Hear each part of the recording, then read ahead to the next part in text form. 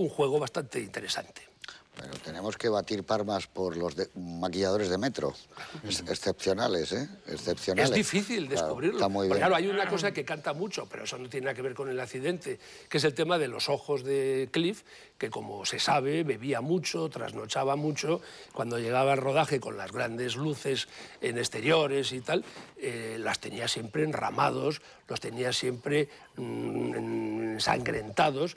Y como decía Dmitri, estaba siempre con gotas, con compresas frías. Colirio, siempre, y se ve muchas veces que esos ojos están muy raros, pero eso no es del accidente.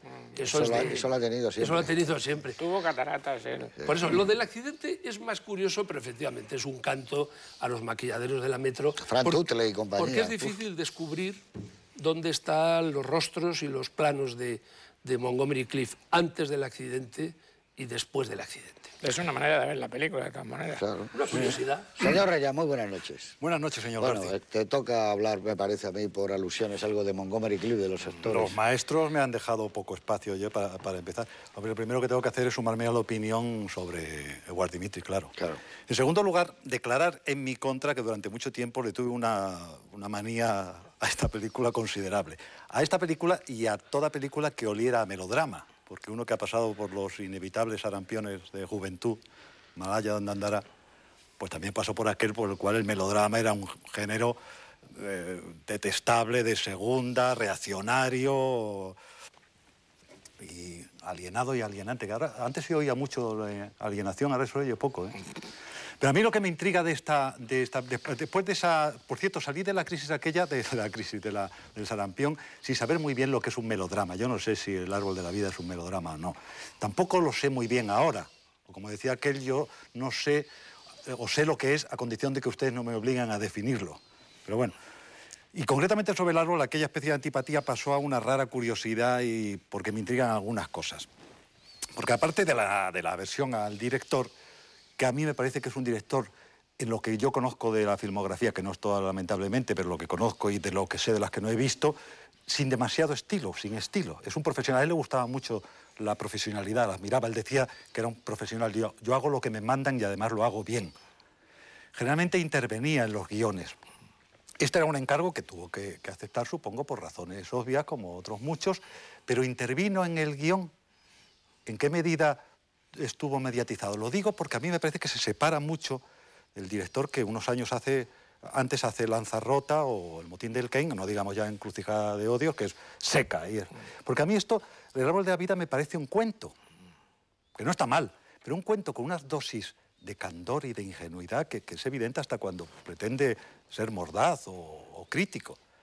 Por otra parte, me da la impresión de que todo el proyecto está a medio gas, sin apretar el acelerador, como con miedo, con timidez. Hay pasiones, pero que las pasiones no sean desopilantes, desbordadas. Hay los héroes, o el héroe no es épico, los malvados, si es que los hay, tampoco son perversos.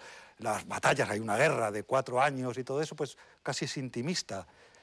Todo es unido, y ahí entra ya descaradamente el subjetivismo, unido a que tuvo mala acogida como se dice, de prensa, de crítica y público, y económicamente fue mal. Las peripecias del rodaje con las borracheras de Montgomery Clift, los divismos de la señora Taylor, el accidente, todo eso envuelve, para mí, la película y toda su pequeña leyenda en un tono como de derrota. Usted, que es músico, maestro Jiménez Rico, está en una tonalidad menor, ¿verdad? Pero bueno, ahora tomarán ustedes la palabra y demostrarán que nada de lo que he dicho es cierto y que estoy en un profundo error. No, en absoluto, señor Reyán. Vamos a ver El árbol de la vida, que en cualquier caso es una curiosidad. ¿Y por qué, por ejemplo, esta película con el tiempo ha ido desinflándose absolutamente y en cambio Gigante, de George Stevens, según pasan los años, cada vez es mejor? Y allí estaba también Elizabeth Taylor, que era una gran estrella, y un equivalente a Montgomery Clift, que era James Dean, y un gran actor como era Rock Hudson, que casi se come la película. eso es muy difícil, luego trataremos de analizarlo, pero evidentemente lo que está claro, comentaba Jiménez Rico, que se proponía la Metro, era hacer otra vez lo que el viento se llevó. El problema es que lo que el viento se llevó, el protagonista masculino no tenía segundas lecturas, era Clark Gable, y era un tipo íntegro de una pieza y no tenía ningún problema. Y la protagonista femenina era una chica que volvía locas a los hombres, no era una chica que estaba loca como Elizabeth Taylor. Entonces, claro, eso plantea ya de salida varios problemas. Estamos en una película como complicada, donde se trata de meter una serie de avances y, como diría yo, como ideológicos, que no iban muy bien en esa época y sobre todo para Metro-Goldwyn-Mayer, que lo que quería era una puesta en escena deslumbrante que yo creo que Dimitri no se la supo dar.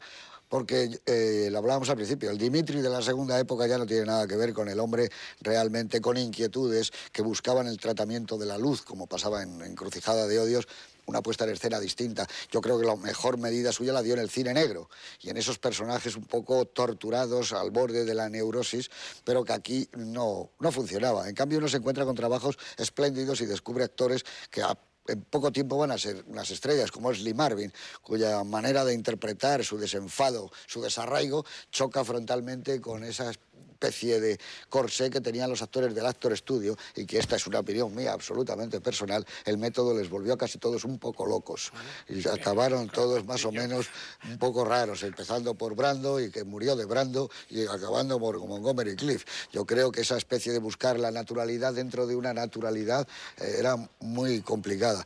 Y ahí estaba también otra miembro destacado de esa puesta en escena neurótica, que es Eva María Sen, que aunque está en un segundo término, tampoco es esa chica magnífica. Hay un problema de guión, y ustedes lo ven, y ya pasamos a la película, que no se entiende muy bien, porque si no, no hubiera habido película. ¿Por qué María Sen al principio no va a buscar el árbol de la vida con el señor del que está enamorado y se queda con Rod Taylor? Porque eso es ilógico. Pues se tendría que ir con el personaje. Pero entonces no hubiera habido película. Y por otro lado, pues estamos en ese tipo de producciones que hacía Hollywood.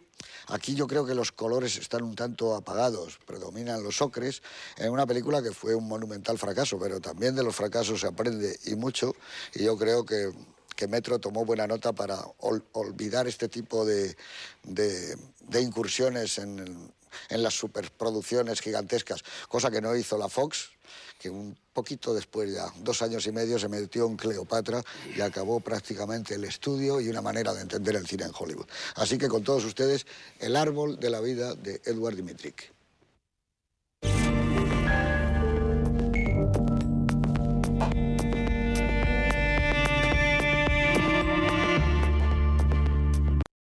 Mucho mejor que... Mejor que el original. Sí, que al final el otro es el Condado. Mejor. Solo a título indicativo, para no leernos esto, porque hemos puesto varias películas del año 57, donde, como recordaba mi amigo Lamet, el Oscar de ese año, los Oscars de ese año fueron casi todos para la película del puente sobre el río Kwai de David Lean.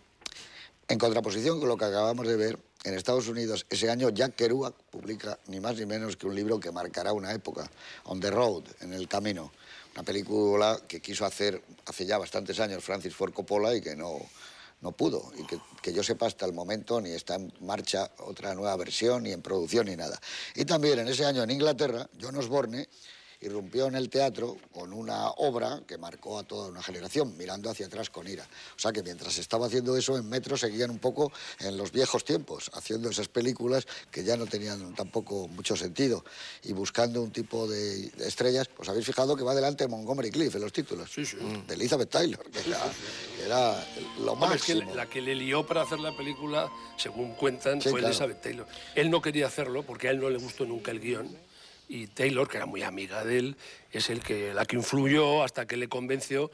Y además se sabe lo que cobró Cliff. Cobró $300.000, de los cuales renunció a 50.000, según cuenta él, para que mejorara la película. Sí, pues Lo cual es una chulería importante. Si la película costó $5 millones, él cobró cerca del 8%. O sea que si es una película que ahora la podríamos decir que es una película de alrededor de unos 5.000 millones de pesetas, como mínimo, O yo más. creo, más, pues Más. se llevó un Por buen cierto, ¿a vosotros pellizco. nos parece que no se ve, aparte de la duración, que eso no se ve ese dinero? Que no, No, no, porque esa es una película que tuvo muchos problemas, lo habéis dicho al principio, interrumpida continuamente. Yo creo que una gran parte del presupuesto se fue pagando a la gente ahí, los 6 meses que... Lo que a nosotros nos costaría, que es el atrezo y los trajes, yo creo que son los mismos de lo que el viento se llevó. Es que todo el atrezo de la Metro está puesto ahí. La carpintería, eso es lo mismo. Todas estas cosas son idénticas. Yo lo que me sorprende de la película y del guión, vamos, del guión según se deduce, porque no es buena costumbre analizar un guión a través de la película, porque a veces la película los mejora o los empeora. A mí lo que me sorprende es que el enigma más importante de la película y el elemento mejor del melodrama no se ve y solo se cuenta. ¿Quién era Henrietta? El incendio. Es el incendio de la casa.